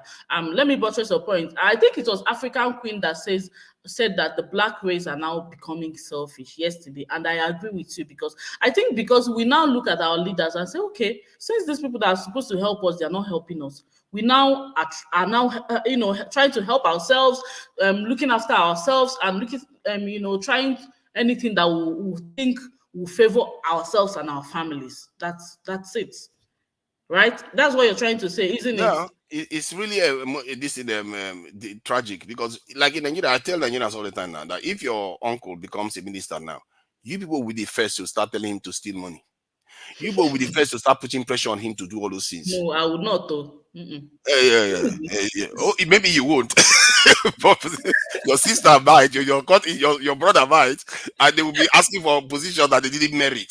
You see, and most importantly, you can even do all those things. Let's face it, even in the West, they have a form of nepotism, corruption, and all the rest. But the people of that nation put their people first. If they are corrupt, they are going to be corrupt in their country. The money is going to remain there, and they're going to develop within that country. Because remember, when you are corrupt, you steal money. If you spend the money within the economy, the good people will still get that money. The engineer will get the money. You use it to build a stolen house. You use it to, even if you spend it on side chick is going to spend the money on something. So it's going to circulate within the economy, and eventually the economy will become self-healing. You will see people earning more money. Hence, they are not going to be as corrupt as they would if they were not earning the money. What is happening in Nigeria is that we are hemorrhaging wealth all the time. Our wealth, all our suffering is ending up in the hands of foreigners. This is not a hidden fact. It's a known fact around the world. If you go and look at the statistics around the world, they will tell you that $2 trillion is moving from the south to the north every year. $2 trillion. Trillion. $1 trillion is moving from the south, the southern and nations to the northern nations. In other words, like African, South American, all is flowing to the north. So we are hemorrhaging wealth until you assert your sovereignty and start holding on to your wealth. You are not going to heal. Wow. How do you So, heal Naija, a please, sorry, bleeding man? let's hear from Bro Ola. Okay. Hi, Bro Ola. Just hold on to what you're saying. Just hold your thoughts. Let's hear what he has to say. Hi, Bro Ola. Thank you. He was here previously, Yeah, but he yeah. can't So talk. but I would like to let Tunaja finish so that I will see what Tunaja is talking about. Okay. All right. I All was right. enjoying this what he was talking. All right. Please give us a thumbs up, guys. Okay. To Naija, go on. He says you should finish. Yeah, I'm not going to go long anyway. So that's how do you heal a bleeding patient? You have to stop the bleed. Otherwise, you're just pouring one thing after the other. And that is what is happening to our people. Our people are very, very gifted and energetic and hardworking and all the rest. But the problem is, all their hard work is ending in the hands of foreigners. When they float your currency, what do you think happens? Foreign speculators come in, they bid on your currency, they take money out, and they hoover it out of the country without doing one work inside Nigeria. That is how you lose money. Nigerian businesses have lost billions upon billions. There's a reason why our GDP went from almost 500 billion to 200 something billion dollars in 1 year. That's almost $200 billion cut off from the GDP already in dollar, this in value. So until we start understanding that we have to stem this flow of our wealth outside, and one of the ways you can do that is to make sure your leaders, for one, take your security seriously. You can't be bleeding $50 billion every year when you are poor. Jesus Christ, who does that? Yeah, that's a lot. $50 billion a year we are bleeding because of insecurity alone. You can't keep doing that. And that insecurity is also affects the way your leaders make decisions, because if your nation is not strong, guess what? The strong nations will determine your fate. True. Any nation Exactly. any nation that is technologically and militarily stronger than you, they are a threat. They Don't are make it. big. They Exactly. are, every single one of them is a potential threat. Don't pretend as if they are not going to be a threat sooner or later. If they need something from you, they could take it from you. So you have to be prepared all the time. This is why, if you look at Oyibo people, they don't play around. You can say whatever you like about them. They are better at protecting their own people than we are. They don't play around. They see trouble coming and they start preparing for it today. They don't waste True. time. We would just sit there and give our children and our people our lives as if it's worth nothing. And for me, that is so tragic. When I saw in the north when some children were kidnapped from a school, the parents were coming, and on the fence that the bandits used to escape, they were praying and crying. I was so moved by those things. And when I look at the school, I even felt more sorry for the students. The school looks like, man, even animals are not supposed to be schooling there. How our leaders will see this and allow their people to live like that And this is for the in the life of northern their Nigeria, where you have yes, the richest people in Nigeria. they allow their people to live like animals. It's like we don't Richest value people in life. the northern Nigeria. But I'll leave it at that. Thank you. Thank you. Please just hold your thoughts. Let's hear from Bro Ola. Hi, Bro Ola. Thank you for joining. Please, guys, thank you Thank you very everyone. much. Yeah, Please give us a thumbs up, guys. Thank you. Yeah. Tunaja, you're right. You see, Africans have a different type of mindset. I don't know why. I don't know, because what the white people brought to them is that it is 70 something to 80 something. If that would change their mind, even the religious we even worship on today is even fake, because we Africans know we call Jesus Christ. Hi, Uncle Ben. Thank you for joining. Which of our ancestors know who is Jesus Christ? None. None. Jesus Christ came when the white man came during that time of the slave trade. That's how when they succeeded in doing the slave business, which our people participated in, the white man now come with a different type of God, which is Jesus Christ. Then, because the white man defeated most of them, these people, they now accept the word the white man brought. Since then, our minds started changing. Let's bring it to this modern time. The modern Nigerians you're seeing now, I'm talking about right from Tinubu time to what you see now to men who are like 40 to 30s now. These are not people who believe in their zone anymore. They believe in what the white man have. You have to understand, some of these men already stay in London, US since 19 something something, eh? So let's say a person like Tinubu who went to United States, he signed and saved 73. I'm talking about guys that went to these both countries. They are very, very corrupt. You know, these are not the Nigerians we have who stay in Nigeria who have dreams. People like them Azikiwe, in Nauru, Awolowo, who are actually the architect of Nigeria educational, medical, and every aspect of what make a country to run as a country. When I was small, right, we used to manufacture what we call antibiotics. If you have any injury, tetanus, if dog, you be bitten by a dog, you go to hospital, they treat you for free. I was being bitten by a dog. You know, it's our 80s.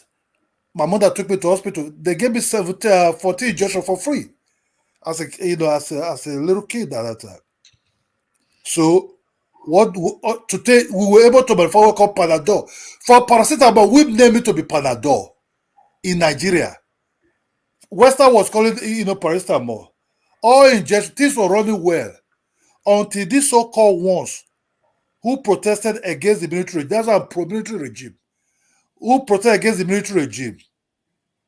Say, no, we want democracy, we want them, but they were coming from United States, from England. Until the hand grabbed to power. It's 1999. From 1999 to now, they collapsed. Okay, Obasanjo was a little bit okay, there. But after Obasanjo, during the time of Jonathan, these people mind were not to do anything anymore in the country to buy private jet. Private jet. No development, not nothing. Even in their own street or their villages, no healthcare, no nothing. How to buy private jet and to build mansions, buy a house in where Tunaja is living in London, close to Tunaja Queen, the Queen of Tunaja in London. You understand me? They want to buy a house in Malibu, somewhere in California. They want all this. They want yacht, not just ordinary yacht, big yacht. You can see when Tinubu come to power, the first of all they said presidential yacht for recreation. Which water they want to put that boat? Atlantic Ocean? They even know how to control it. So what you're seeing is the downfall of Nigeria slowly, but very painful. Why South Africans are not going overseas for treatment? You see, South Africa generally came out of apartheid. The black people in South Africa, they don't really trust the white. Even they have the white people. See, South Africa is like you can call South Africa like London. They have everything there. They trade with their own brothers and cousins outside that so-called African continent. Their people doesn't look. White people know how to enjoy. Also, white people are not scared to die. You understand me? White man will tell you enjoy because tomorrow it can be off. Even when they believe in technology, mercy, and everything, how can you live a country that's almost like London, whereby they have their own people there controlling this medical everything, be invested heavily on their own health aspect there? You want them to just live like that? No. They have every doctor, they have every machines to treat themselves. So that's what South African leaders hardly live. And you have to understand, these people in power now, right? They fought the white people for a very long time. They don't trust them like that. Not like our leaders in West Africa who want to sit with, they're sending our money to London, but London is not sending its money to us. It's crazy. You understand? It's It's really crazy. You crazy. talk about, if you all talk about Nigeria, right? Innocent Motor is producing cars, beautiful Mm, cars, exactly. That one beautiful. pains me because they don't patronize that man. If they patronize him, I know his cars will be all over Africa now. But Even they the don't furniture we patronize used to him. buy in Turkey now, the furniture people are going to buy in Turkey. Nigeria's brought the machine. They're not doing it in most everywhere. But if you talk about finishing product, you can go to Anambra, you can go to Aba, you will buy the same furniture that Nigerians are going to spend money to buy in Turkey. That's True. produced now in Nigeria.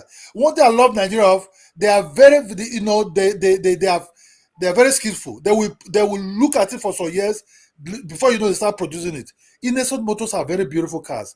Yeah. Uh, I've had the chance to enter one of this is pickup. You understand me? Very very nice car, run very well.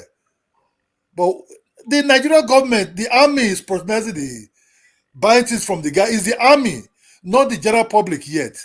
The army, some of these armor cars they are using, these are innocent motors. You Oh, understand me? that's So good. the armies are buying a lot for him, but we need to do like what Japanese are doing. We need to do If what it the was, Americans are bro, doing. like if it was in South Africa that a South African, company is producing cars, you would have seen it in all over South Africa. Now, that's one thing I And like about our South people Africa. still like Toyota. If you go to Nigeria, you see Toyota Land Cruiser, Toyota Padro, everything. You even get tired of seeing Toyota.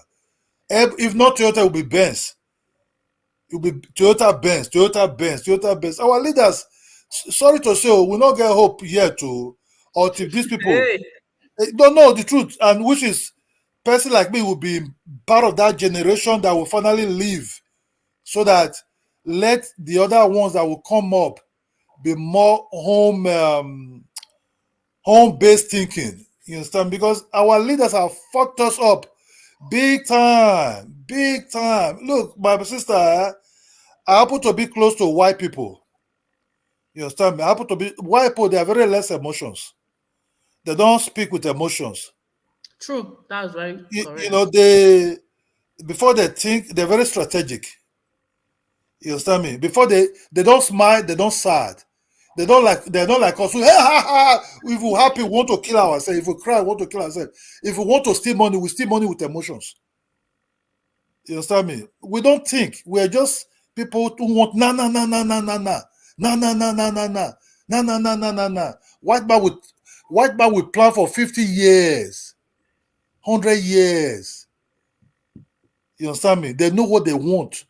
And slowly they'll be deceiving you, coming, deceiving you, deceiving you, deceiving you.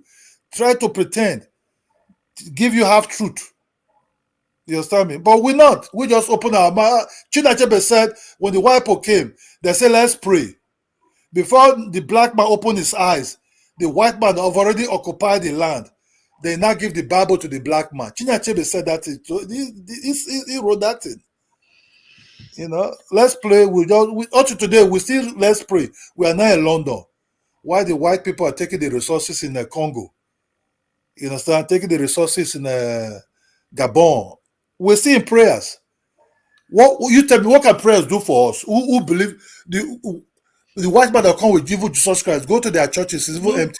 They are not prayers are telling. good, bro Ola, but the thing is, as you walk, you pray. You can't just say you're basing your My this sister, thing see, in only prayers. see, my Me, sister. I believe in Jesus Christ, and yeah, people Okay, can you believe see, whatever they believe, but yes, you see it's that all Bible about, you took. yeah. That Bible, now literature. It be like Macbeth. It be like Romeo and Juliet. The people that wrote it are the same people that put their own thing to brainwash us. I swear to God, our Anyway, ancestors Bola, studied let's military. leave that part self because that one is Yeah, another. okay, but that is the part, right? That is the part they holy Africa with.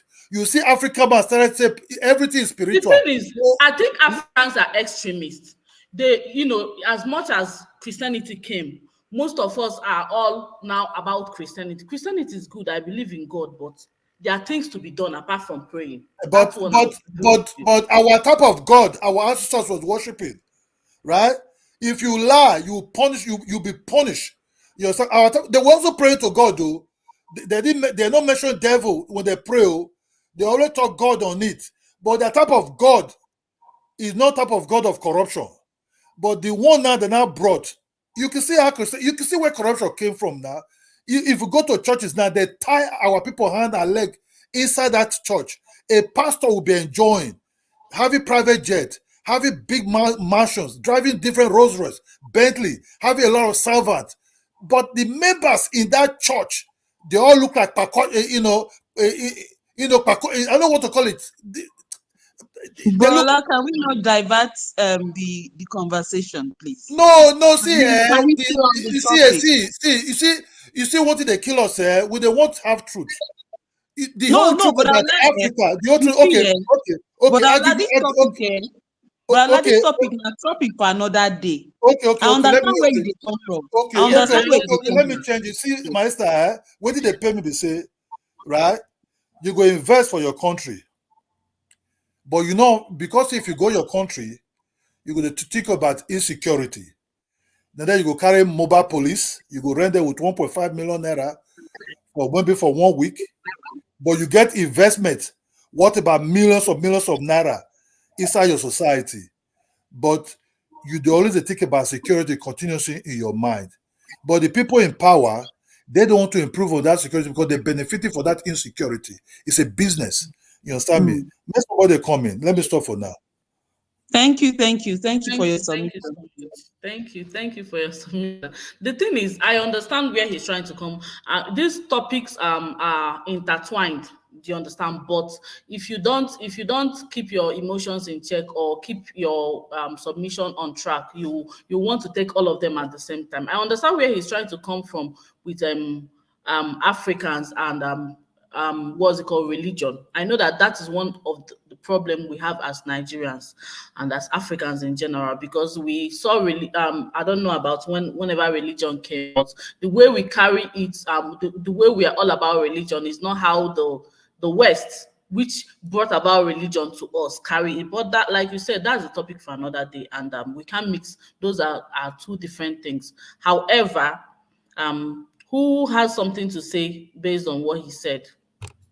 Um, you You know, know what? okay, go Oh, ahead. what I want to say to Ola when he is mentioning that most of these MPs or president, they will prefer to get their medication outside. I don't know whether you were here in South Africa already, Odu, when Dr. Mutsualedi was the MP of the hospital. Remember, he moved to Department of Home Affairs and go back again to be the Minister of Health. There was a time when he was having a seminar in Zimbabwe. The late Robert Mugabe was still alive. And then in that meeting, he did mention that how sad it is with the African leaders going outside or either abroad to go and seek help while we have hospital, because he even termed them as health tourism. They are doing health tourism. When it comes to health, they need to tour outside. The president of Zimbabwe stepped out of that seminar because it cut deep to him. By then, every month he will be flew to Singapore because he was getting his medication there. So I think with me, the solution that can assist us, when you look at the African leaders, they are senior citizens. These people, they are not thinking beyond their grave. They can see their graves. They don't have any future to plan for. So the young generations are the ones that needs to be elected so that they can take over. And with us, we need to put it in our head all the time that these presidents are employed by us. They are working for us to take care of our monies that they tax us and that they borrow on behalf of ourselves. So the system needs to be changed completely. It needs to be changed. And the other thing is that we need to make sure that as Africa, we start here at home. Whatever we need, check at your neighboring country. Do they have it? Before we can even think of the West. But because of the greed and not trusting each other as Africans, this is what lead us into. and buying on this Western civilization nonsense, which it's not cool. Yeah. Well said. Exactly. I picked up something because I like Bro Ola said, if they go out, they are even contributing to the economy of the West. So like you said, if you want medical attention, you can look at, okay, we don't have this in Nigeria. Okay, we are supposed to have it, but at the time we don't. Where can I go in Africa that I can get those services? I think that's how we can bring money home, bring money to Africa, because our continent is one of the poorest continents in the world, and we are enriching the West more with going there to study, going there to do anything, especially when we have to take money to that place. So you're right. Mhm. To Nigeria, you wanted to say something. Before you say something, sorry, please guys, can you give us a thumbs up? Okay, just hit on the like button. I will really appreciate. Okay, guys, like the live stream, please. Yeah, Thumbs up, guys. Yeah, go yeah, on. and we do have competitive advantage if we decide to upgrade our healthcare system. People will be coming from all over the world, all over Africa, to come and get treatment, because cost of living and cost of almost everything is cheaper in on the continent, and we don't leverage that at all. You see, there are ways to get to turn the tide. Every thing that seems to have happened to us, including the brain drain, can be turned to a brain strength and gain if we tapped into it, because it's a two-edged sword. It's just that the consciousness has to be reversed. So far, the consciousness is to a kind of subsidize Western economies, because we train doctors, we educate them, we educate them through primary to university, and they send them overseas to go and serve foreigners. Hi. But it should be that is even worse than slavery. The more Africans are leaving Africa now to the West than it was during the transatlantic slave period. So, and it's just the form has changed, and so it's for us now to use that advantage, because the Nigerian diaspora is actually excess of 15 million if you take all of them all over the world. And if we look to reverse it, you are going to see a tremendous transformation of the continent, and same for many African countries too. But it's the leaders and the mindset of the people. If I think the people themselves are part of the issue, and their mindset have to change and say, you know what, we have to start understanding that if we leverage our people, all those ones overseas, and start investing in our country, maybe we'll start doing better. Like you said, if the innocent cars were patronizing it, they will be selling it all over Africa, maybe even in the West now. Exactly. The same thing is happening. This Dangote refinery that just come on stream, with all the craziness going on in the world today, maybe Dangote refinery will be the refuge of many European countries. And are we going to squander that opportunity too? We keep getting opportunities. I see it all the time. We keep squandering it. And these are our leaders and our people. I will blame our people too, because their eyes are too closed. They are not seeing. All of them see Oyibo people and see foreigners as if it's someone as if we expect them to house us and take care of us. That's not how it works. It's your job to build your own. We have to start becoming a little bit more self-centered, Afrocentric. You have to be more inward looking and say, you know what, whatever people have there, let's bring it here. Whatever people have there, let's bring it here. The ones that we are very happy to copy is their social norms, like LGBT rights and feminism and all that stuff. The stuff that doesn't benefit us. What about the technology? How about their security mindset? How about their education mindset, their ability to conceptualize and deal with abstractions? We don't do all those things. And just to add to what Kidola said about how they brought religion in. It's funny. It's similar to how they give us fairly used cars, isn't it? They were already moving away from religion, because they had a period of enlightenment in the 1500s, just before they started showing up. They were moving away from religion while they were busy indoctrinating us with the same religions.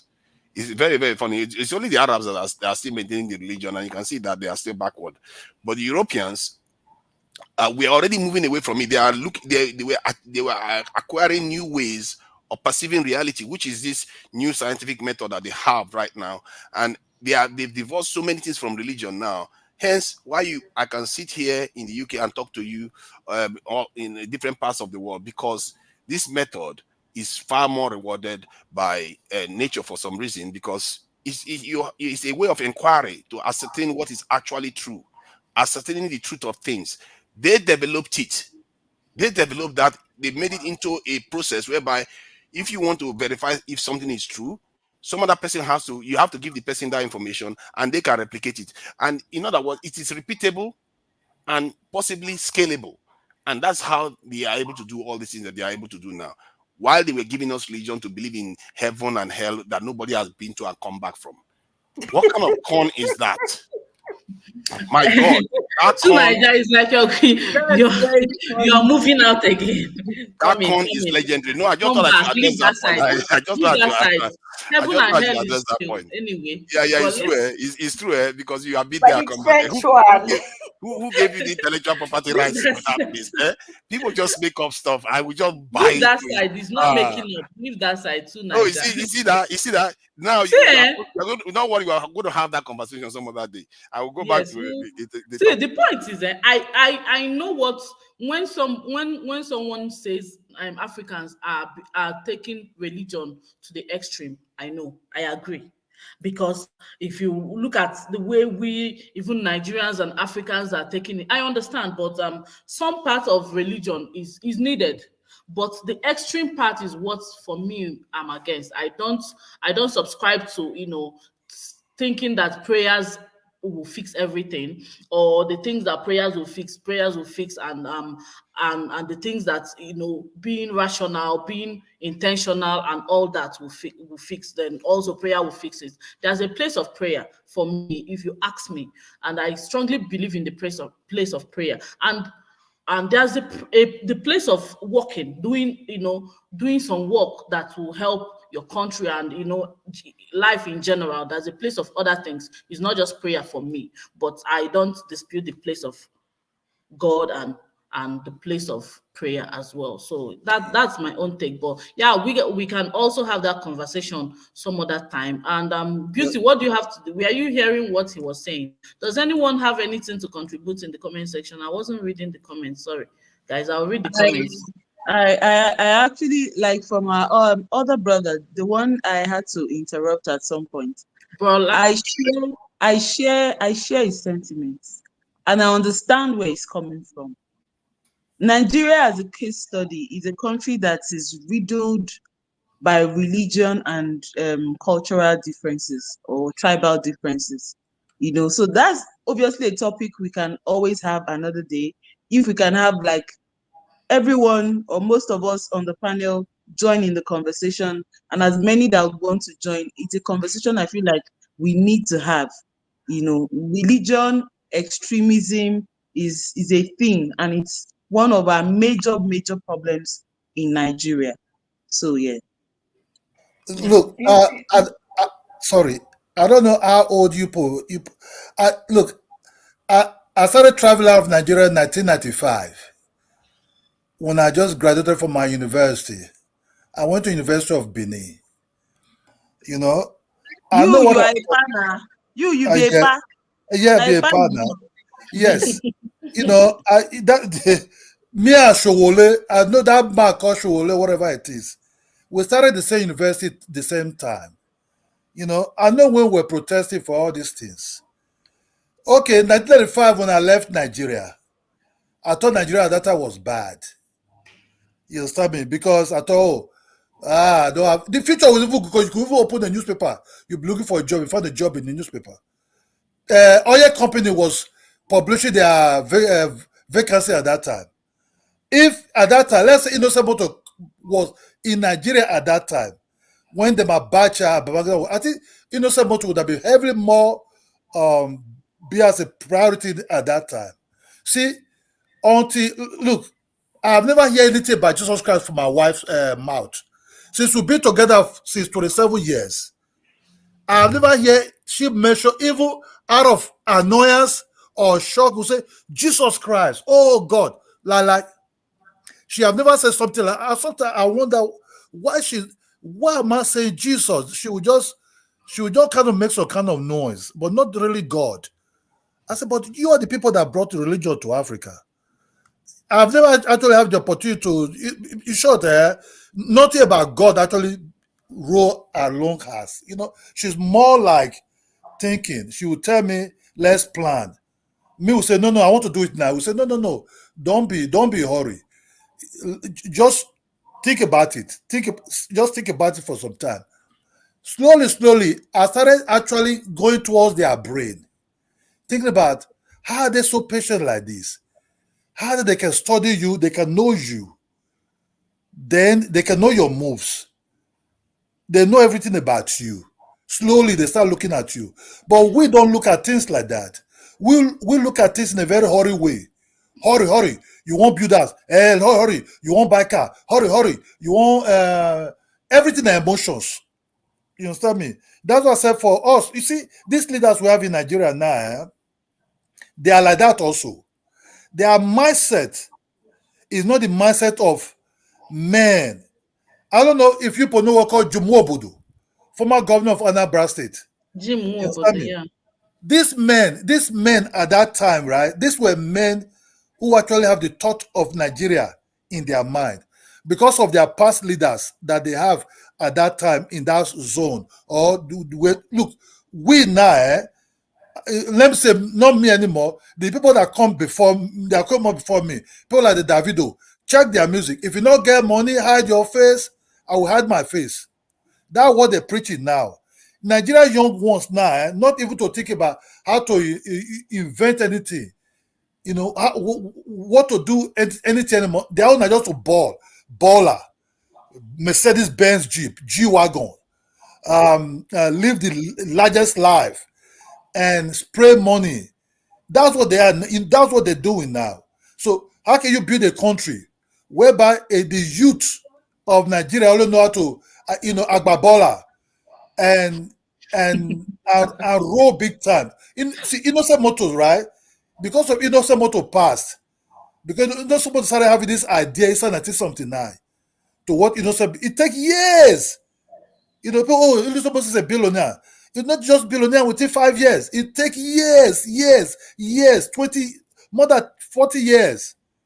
Because I studied Innocent Motor. I even follow some of his daughter's program. Even the senior brother. The way those guys see life is different from what we now see lives. I can say I'm so in that generation also. I'm inside my 53. You understand me? So 53 years old guys, you understand? I want to drive the big Jeep. I built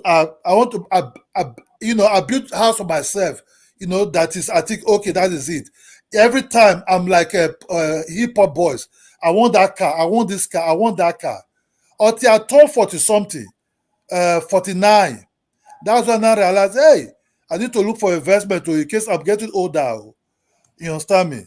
But when my wife was telling me this and that, I say, why are you want to buy that car, you want to buy this car? Every time you always thinking about cars and thinking about to spend money. That thing will even irritate me. I get irritated. I say, don't tell me this shit. You understand me? But I turn 49 and I think, hey, it don't tough. Where I go stay? Do I remain in the West or do I have an investment in my country? You understand me? All this things started coming. You will get your pension, but you start seeing that the future, what you left behind, is even worse than that than when you left at that time, when you thought, oh, things were not going good. Why things were even far more better at that time. But the white people also come to condemn the country. So if we can blame our leaders, not totally blame them also. When the white man came 1986, when they saw that Nigeria was very powerful and was a threat to them, you have to, during the 70s, when Nigeria flagged up the champion of what so-called Pan-Africanism at that time against South Africa problem, when they will walk off from this UN because of the Mandela problem at that time, when they were walking off diplomatically. If the white South Africa came to an area, they would boycott it. They don't want to. Nigeria was the one champion some of this movement in ECOWAS, in Commonwealth at that time. The white man never. Sorry to quickly interrupt you, sir. there's a comment I saw just now that I feel needs to be addressed. Which one? I think somebody said something about, I think she said something in the lines of saying it. I think it's turn by turn. When South Africa needed other African countries, they were there for them, e.g., and she highlighted Zambia. And somebody else now responded by saying, who helped who? We fought by ourselves from within South Africa. I think this comment was written by MP. MP, it would be nice for you to get some education. Just take it upon yourself to, No, yes, this MP is comment. just. I think he's just saying he knows that all Africans helped. No, No, In see, you can see his comment. Said, my people fought from within SA. yeah, You no, understand? I think he's just. That's an He, ignorant comment. And no, no, you MP, people know. don't it would be nice understand. for People you to don't get some understand. education. People don't Get some understand. education, please. People don't understand. People were walking out of UN, this so-called Commonwealth, Tanzanians, Nyerere, the guy from Zambia, the Ghanas. Most people don't want to sit close to this South African government. Right from when they have independence, they did not discover if the black South Africa don't have independence, who are they then? You know, and the worst one, when television started coming to, yes, the South Africa fought for themselves fiscally inside their country. Oh, yes, 100%, because they were the one being killed there. First time I saw South Africa in my life, I heard about, people were singing about Free Mandela, Soweto, all those things those days. But what I see in my life on live TV that shocked me, when this white South Africa will be in these buses, in this their truck, holding this pop action, shooting these school children. You Yeah, see that they will but shoot Allah, one. sorry. You're using harsh words. This Okay, is sorry. listening. Okay, sorry. When they started deleting school children from Uh, street or school uniform, then the other one will run to go and pick his friends or comrade that being hammered. They will hammer that also. You see that one will hold one yeah. side in the ribs, be hammered there, And where they'll be let's pulling keep his to friend, the. where But they'll be Allah, pulling his sorry. friend to the Can we side. keep to the conversation? Okay, We can okay. always yes. So what I'm trying to say is this: that yes, South Africa fought for themselves. Welcome, Uncle Ben. Let them give them that honor. Yeah. Okay. They fought for For what themselves. I will say to that regard, sorry, let me say something, Uncle Ben, before you say something. I think when it comes to South Africa, the case, the topic is complex. However, I will say that when it comes to apartheid, South Africans did the most job, but most African countries chipped in. Even the West chipped in, when it comes to from what I know, my little history I know, the West chipped in, Nigeria also chipped in, and Ghana chipped in as well. So it depends on what he or from what context he's talking about, saying that my people fought from within. Yeah, I agree with him to an extent, but also we shouldn't erase history whereby we will say that our brothers and sisters also chipped in the little way they can. So yeah, that's what I have to say to that regards. But Ben, let's hear from you because I want to round very soon. Hi, Hey, Sister Boben. Olivia, can you Hi, hear me? Boben. Yes, I can hear you. Thank you so much for joining, my brother, my Thank you, uncle. my sister. Shout out to all the panelists. Mr. Ola Egbon, Adehala, you. Well, I just quickly want to talk about the topic. I thought the topic is unlike South African. Why do Nigerian leaders have to seek medical attention Yeah, abroad? That's what you're talking about, right? yeah, Yeah, because if we want to talk about everything generally, we're not going to make any sense. So I just wanted true. to restrict myself to that. You see, the problem that is facing Nigerians are Nigerians itself. And the leaders who are running away for medical attention, most of the time, they are not actually going for medical attention. They are just going to look after their investment. I'm sorry to say it that way. In Nigeria, we don't hold ourselves accountable. These leaders, they will come, mess up the country, embezzle as much money as they want, and they go, and nobody asks them any question. When they are in power, we only shout and cry and complain. After they left power, nobody go back to look into what they did in the past, to ask questions. In Nigeria right now, almost every state, if you go into their record, you will see several allocations for healthcare Many of them have hospitals that they claim they have built that were in existence. And it's only when they are sick and travel out that's when you realize that, oh, I thought you said you were building this hospital. Where is the hospital? So the problem is lack of accountability from my own point of view. And all these elephant projects that they claim to execute all the time, as far as we allow them to go away with it, to get away with it, nobody is asking them question. We are still going to continue to see this same moving abroad for medical attention all the time. Maybe our own president, I've lost count of how many times the president have traveled out of the country. Within 1 year in office, he has traveled several times on medical grounds, and nobody is asking any question. When they embark on this journey, they waste millions upon millions of naira, but nobody asks questions. So we Nigerian, I think we are the biggest problem ourselves.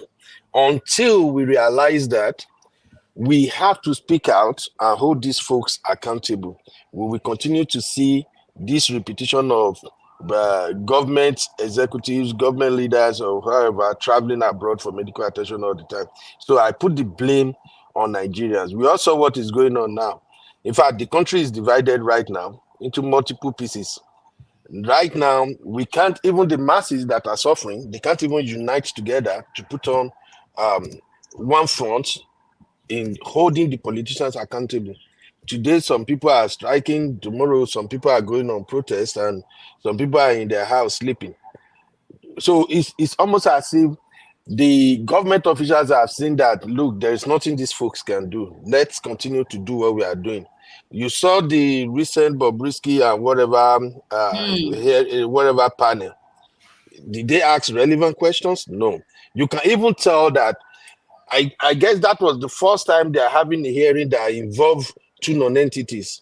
So we Nigerians, we are not serious. We are not asking the right question. We don't even know our right. Okay? These people are suffering money every day under the pretense of medical trip. Nobody asks them. Nobody. Just do your own goal. So, in fact, talking about itself is annoying, honestly speaking. So I'll just leave it at that, my sister. Thank you very much. Thank you, Bob Ben. I really appreciate your contribution. I think that's that topic.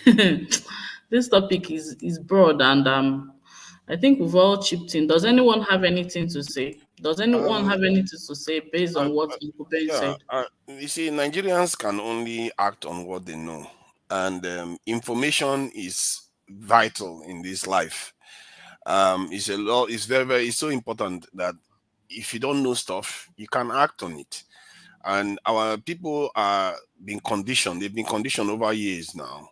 There's a culture now where they don't see these things as abnormal. If this was foreign nations, they will see it very, very abnormally. Like, where are you going? Where are you traveling to? You're not disappearing anywhere. We need to know what you're doing. Why are you going there? Who you are meeting with? What are you meeting? What is the purpose? They want to know everything. And anything, if you open an account, somebody will investigate it. And the people don't know that. Hence, they are not going to be able to react. And that is on one layer. Because issue is layer by layer. And when you look at it on a more macro level, maybe slightly higher than what most people would like to look at, you will notice that even our leaders, the way they respond to things is different from the way most other nations respond to things. And you are forced to ask why. Believe in me, I've wondered that too. And from my own findings, or a kind of preliminary findings, is that our people are responding to the situation they find themselves. When they got independence, what are they going to do? Somebody saying, I'm going to hand over the key to the house to you. What are you going to fight them? You're not going to fight them. So you are friends with them. And because you are friends with them, your father has probably served them. They are collaborators with the British and all the rest. When the British were in Nigeria, they had elite classes in Nigeria that worked with them and all those things. They elevated some people and they kept some people down. Those ones they elevated are the ones ruling Nigeria today. So their whole mindset has been conditioned for generations to work for the British, the people that they serve. And it's the same for many African countries. If you look at like in Angola now, I think Eduardo Santos or something, he goes to Spain The ones that are linked to the French go to France. The president in Cameroon, that one, he barely stays in his country. He barely talks. He's 90 something years and he's still running for office. It tells you that the people are just not aware. And if you look at the nations that got their independence in a kind of peaceful manner, they don't assert their independence, they don't assert their sovereignty as the ones that do. So it depends. If you look at it from that level, it depends on the way history unfolded and how you were able to determine your fate. Because people that fight for their freedom, what they tend to do is they remove the yeah ones that are supporting the oppressors. They remove them, like all the kind of leaders we have in Nigeria right now. If we had fought for our independence, we would have gotten rid of them and the British at the same time. So they won't be the ones run the country, and the ones that go on to found the country, they will be bonded by the fight that they've just fought, and their approach to life will be they will understand threat more because they've actually fought for it. They will understand threat more, and they will want to defend their nations. If you use this parameter and you look at all the nations in the world, it seems to align. Even North Korea, Japan, China, India, all of them, it seems to align. When you found your nation from bloodshed and you fight for it and you kick out all the collaborators, you tend to do better for yourself. And this is why this our leaders did today, and our people too don't understand that this is wrong. Was it not our people that went and said that they should recommend that they should change our national anthem to the one written by a British woman? It was a constitutional conference that did that. I think the one that they did in 2014, they made that recommendation. These are our people coming together, making that kind of recommendation because the way they think, they have not freed their minds yet. How is it that they are going to start telling their leader, don't go to London for treatment? How do you see? Some of them, they don't even go for treatment. They will say they just want to go. I think there was one when Tinubu went there. He said they are disturbing him in Nigeria. That he just had to go to London. Sometimes they want to have meetings. Governors want to have meetings. They go to London. Northern leaders, they want to complain about insecurity. They go to America. This is and our people don't see that as unusual because they've been conditioned the way history unfolded. They've been conditioned to accept these things, and the way to undo it, my goodness, if I start a, this a kind of, there are two parts I know. In short, one that I know, the only one that I know is that your people have to be subjected to some serious threat, and they will unite and fight against that threat, and if they survive it, then they'll go on to do better. The second part is the one that is not tested through peaceful means, where you, sensitize your people, get them to become more aware, and then it's a kind of ideology. That's how the Russians removed their leaders from office and created a socialist system. If you have an So what's the ideology, solution? that's If you what I'm want to giving round you up in now. 1 minute, okay, I'm all trying right. to give you the solution. Maybe, yeah. So the solution is the way the Russians did it. The Mhm. Bolshevik movement. They had an ideology that they painted. They painted the picture of a future for the people that the people should fight for. Like Okay. this 5 days a week work. They were the ones that introduced it to it. It wasn't normal before. People were working 7 days. They were the ones. They changed so many things. People felt like, oh, that was good. This is a good idea. So this king that is ruling us is not good. They started buying into that ideology, and by the time they took over, the military was already ready for them to come in and take over the entire country because they had links with every institution of the state. So it was violent, but not as violent. It wasn't from foreigners that imposed it on them, but others are imposed by foreigners. So if you want to ask me, the easiest route for us is to sensitize people. Like this type of conversations we're having, we need to scale it up so that a lot of our people will hear it. The ones that don't normally come online, at least if they go and watch Instagram or YouTube, they will be able to see some of all this stuff. Okay. Even if it's short video, sensitize the people to open their eyes that this is not normal behavior. You can't have your leaders traveling overseas. You can't have your leaders subscribing to foreign stuff. You have to start patronizing locally made goods. Just one by one, just keep Okay. sensitizing them. Soon they will be signing on to it. Okay. And the leaders don't have a choice. They either have to fulfill it or they will be removed. It's just that simple. All right. Thank you so much to Niger. 1 minute closing word from everybody. To African Queen, do you have anything to say? Closing words. Anyone? No, I think we try to cover everything. We'll keep talking until sunset and sunrise. The Okay. best thing is to come up with solution. And what Okay. I'm, as an outsider trying to look at Nigeria, I think as Nigerian, most of you guys don't have the the ability to be outspoken. There's only shyness, and you like to cover things that hurts you guys. So it's up to you, because the outside world, it's not gonna know what you guys are going through if you don't talk about it. So it's as long you still try to hash on it like chicken sitting on top of the eggs, it's not gonna help. Public, you know us here in South Africa, only anything that we don't like, we talk about it. We don't mind to go and stand in front of the parliament and make noise there, so that we can be heard. So the nation as itself needs to fight. All right. That's all that I Um, can say. Thanks, my dear. well said. Beauty, do you have anything to add? So being vocal, like you said, will help. Yeah, like we are doing right now. And but Nigerians are not Um, shy people at all. I will no, say that. we're not shy people. We're not shy To be people. honest, Nigerians are not shy we do speak up about these things, right? But if you remember, here in South Africa, and to a very large extent, the government values law, and the rule of law works. You know, in Nigeria, you see, like you said, if there's something you don't like, you go to the government house in Pretoria and make your voice heard. We also do that in Nigeria. people. We do But that a lot. again, remember that the government doesn't really care for It life. doesn't yield much They can, fruit as yes, much as we they want. they can Sometimes become very hard on becomes us, to the point violent, where yes. it becomes violent, and that's what people are trying to avoid. People After the avoid it a lot. 20 years, after the NSAS protest in 2020, Nigerians are becoming more strategic. No, the You thing know, is, can't you yeah, see we've protested again? There was another protest that happened, was it not last month? That but it was truncated. It yeah, was but people truncated. came out and people protested. So the point is, Nigerians, they object to these wrongdoings. I will say that, but it's all, like Tunaja said, it's in the hands of the people, the government, to do the bulk of the work, which they are kind The of government adamant. the government Yes. is not humane enough. They are not humane. Nigerian government is not humane. They do not value lives. If you go head on, they may take lives, and this is the bottom line. They may begin to take lives of the citizens just to shut them up. But even at They that, may people begin to still do this talk. to Can't you see shut somebody people up. like Very Dark Man?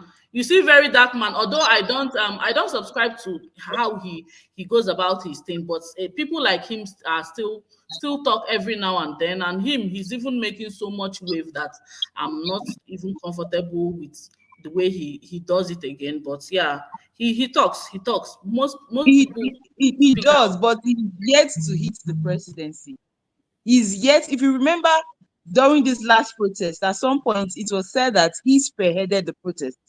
Do you know what he did? He came out to debunk spearheading the protest because he didn't want to be targeted. No, you know that he's also weary about his life. Do you think he wants to just That is use exactly what and I'm Nigeria saying. is not a country that that will just allow somebody to he doesn't want to touch the main source The because he main knows that person, he will yes. not be He safe came yet. out and So did an entire video exonerating himself. You see, yeah, so that's what I'm trying to tell yeah, this I South have a African problem with the fact people, the way that he the goes about government, things. You know what we yes, are trying to say is that what we are trying to reiterate is that Nigerians talk as well, but we may need to talk more. We may need to we may need to do more work. You know, but when it comes to if We we need talk, I think we need an ideology that everybody can sign on to, so that if you take one person out, the ideology remains. Because if you have an ideology, it's not a human being anymore. Nigerians will, if they sign on to it, like just like people sign on to heaven, they want to go to heaven. Do you think you can dissuade them from that? They've signed on to it, and to tell them not to go to heaven, you better offer them something better. If you give them an ideology to tell them that their future is going to be better, this is how you need to do this, is how you need to do it. and more Nigerians start buying into it, no matter what you do to one person, you cannot win. If you kill a pastor today, do you think Christianity is going to go away? It won't in Nigeria. That's how So it we works. need an And ideology to sign yeah, to sign yeah. on to. Okay, all right. Well said, everyone. Thank you, everyone, for joining. I really appreciate. Does anyone have anything to say? So closing. I think the closing thing is Nigeria have to, in a way, don't go and die in the church. Well, don't go and waste your time by clapping hands and shaking your body there like if God will come and meet you today, today. It does not work. You have to You think and more this about, church matter. no, A because far. not just, yeah, but not just our people, not just the government colonizing us in our mind. They're using the churches also to see through the churches any small thing. Oh, let me go up. Let's put it into prayer. Or some of them will think, oh, you're the one God sent to come and help you. There's the Nigerians with churches nowadays. You see, way back, people were going to church, but it was never like this. You understand me? And Yeah. our institutions are also not working. You understand me? In South Africa, their law system that is very strong. They are those their judiciary and everything is very very strong. In Nigeria, the judiciary is not so as strong as the one in South Africa, whereby these judges are a little bit independent. Until we have independent judges, and our law enforcement are also independent, that's when solution, as those days, that's when solution of Okay. solving this problem will also come up, so we can find a peaceful way that we will find live even far more better than we were living before. During my Yes, I time, agree with you. I agree with you on that independent judiciary system. And that's yeah, what I was trying to say. Yes, here, the rule of law abounds. You understand? So when the citizens come out to do something, the law backs them up. But in Nigeria, the And law doesn't human even back rights you is up. very Don't we Yeah, have important. rule of and law? But human the thing rights. is, the rule of law doesn't work in Nigeria. Those all the legal rights, all the your right to protest, your right, of freedom of speech, all those things, they don't work in Nigeria. That's But our to be main fair, problem. though, to be Yeah, fair to yes, it's Nigeria, broken. It's broken. The sorry, let rule me of law add is this, broken. though. There's a breakdown of the rule of law in Nigeria. The rule of law in Nigeria is broken down. But So that's where to be our fair, problem is. there is a path that I see in Nigeria that we don't tend to take advantage of. When the people say they don't want something, the leaders tend to back off in most of the cases that I've seen. Like, what Like example what, do you have? like NSAS, cyber tax, student loan, the first initial one, and palliative when people didn't like what they pull back.